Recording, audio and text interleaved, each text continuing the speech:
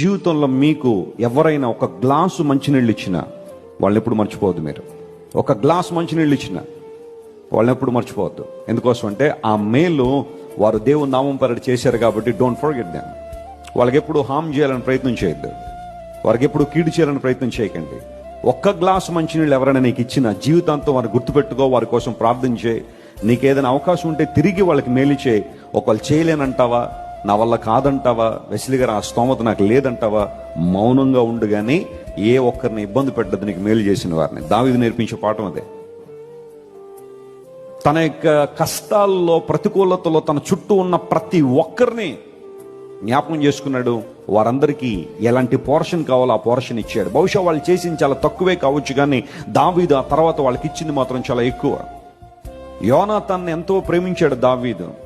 యోనాతాను కుమారుడైన మెఫీబోషెతును జీవితాంతం తనతోనే ఉంచుకున్నాడు. కారణం ఏంటో తెలుసా?